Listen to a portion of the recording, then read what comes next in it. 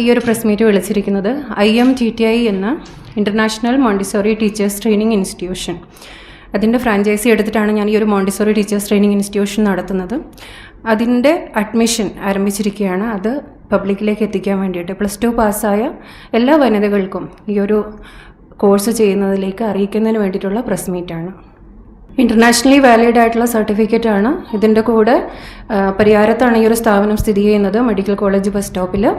ഇതിൻ്റെ കൂടെ Montessori pre സ്കൂളുണ്ട്, ഡേ കെയറും സൗകര്യങ്ങളുണ്ട്, മോണ്ടിസോറി ലാബും എല്ലാം ആയിട്ട് പൂർണ്ണമായും സജ്ജീകരിച്ച ഒരു ഇൻസ്റ്റിറ്റ്യൂഷനാണ് ഡ്രീം വീവർ ഇൻ്റർനാഷണൽ മോണ്ടിസോറി എന്ന് പറയുന്നത്. ഏജ് ലിമിറ്റ് ഇല്ല. 18 വയസ്സ് കഴിഞ്ഞ അല്ലെങ്കിൽ +2 പാസ്സായ ആർക്കും ഈ ഒരു കോഴ്സ് ചെയ്യാം. അതെ, 1 ഇയറാണ് ഇതിൻ്റെ കോഴ്സിൻ്റെ ഡ്യൂറേഷൻ വരുന്നത്. മീഡിയം ഇംഗ്ലീഷാണെന്ന് വെച്ചാൽ ഫുള്ള് ഇംഗ്ലീഷ് എന്നല്ല, ഇംഗ്ലീഷ് ആയാലും മലയാളമായാലും നല്ല രീതിയിൽ സംസാരിക്കുക എന്നുള്ളതാണ്.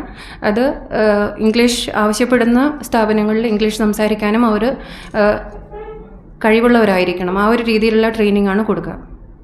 കുട്ടികളെ മാനേജ് ചെയ്യുന്നതിന് വേണ്ടിയാണ് മോണ്ടിസോറി പ്രീ സ്കൂളും കൂടെ ഉൾപ്പെടുത്തിയിരിക്കുന്ന ഇൻസ്റ്റിറ്റ്യൂഷനിൽ. അപ്പോൾ അവർക്കൊരു ട്രെയിനിങ്ങും കോഴ്സിൻ്റെ കൂടെ തന്നെ ഇൻറ്റേൺഷിപ്പ് എന്നുള്ള രീതിക്ക് തന്നെ അതും പോകുന്നുണ്ട്. അതുപോലെ ജോലി സാധ്യതകൾ, ജോബ് സപ്പോർട്ടുകൾ നമ്മൾ ചെയ്തു കൊടുക്കുന്നുണ്ട്. ഇപ്പോൾ കഴിഞ്ഞ ബാച്ച്, അതായത് ഞാൻ ഈ ഒരു സ്ഥാപനം തുടങ്ങിയത് ഒക്ടോബറിലാണ് പരിയാരത്ത്.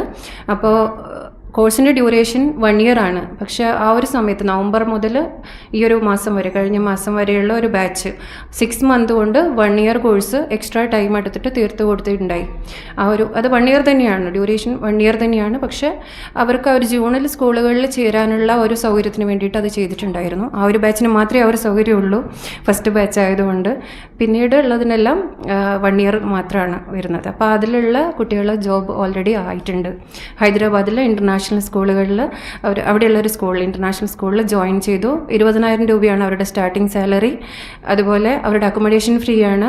ആ ടീച്ചർക്ക് ഒരു കുട്ടിയുണ്ട് 1ാം ക്ലാസ്സിലേക്ക് ജോയിൻ ചെയ്ത്, ആ കുട്ടിയുടെ എഡ്യൂക്കേഷനും ഫ്രീ ആണ്.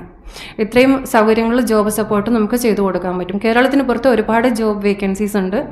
അത് കർണാടക സ്റ്റേറ്റിലാണെങ്കിലും തെലങ്കാന, ആന്ധ്ര അതുപോലെയുള്ള ഒരുപാട് സ്റ്റേറ്റുകളിൽ ഇൻ്റർനാഷണൽ സ്കൂളുകളിൽ മലയാളി ടീച്ചേഴ്സ് വർക്ക് ചെയ്യുന്ന സ്കൂളുകളിൽ തന്നെ ഒരുപാട് ജോബ് ഓപ്പർച്യൂണിറ്റീസ് ഉണ്ട്. അതുപോലെ കേരളത്തിലും ഓൾറെഡി നമ്മളെ സ്റ്റുഡൻസ്, ഞാൻ ഈ 10-12 വർഷം പഠിപ്പിച്ചിറക്കിയിട്ടുള്ള സ്റ്റുഡൻസ് വർക്ക് ചെയ്യുന്ന ഒരുപാട് സ്കൂളുകളുണ്ട്. അവിടെയൊക്കെ നമ്മളുടെ സ്റ്റുഡൻസ്, ഗിരിജ ടീച്ചറിൻ്റെ സ്റ്റുഡൻസ് ഉണ്ടോ, ടീച്ചേഴ്സ് ഉണ്ടോ ചോദിക്കുന്ന ഒരു അവസ്ഥയുണ്ട്. അപ്പോൾ അത് നമുക്ക് കൊടുക്കാറുണ്ട്. അങ്ങനെയുള്ള വേക്കൻസീസ് നമ്മൾ ചെയ്തു കൊടുക്കാറുണ്ട്. എന്ന് വെച്ചാൽ അത് റെക്കമെൻഡേഷൻ അല്ല. റെക്കമെൻഡേഷൻ ചെയ്ത് കഴിഞ്ഞാൽ ഞാൻ ഇത്ര നാളും പഠിപ്പിച്ചതും അവർ പഠിച്ചതിൻ്റെയും വിലയില്ലാതെ പോവില്ലേ.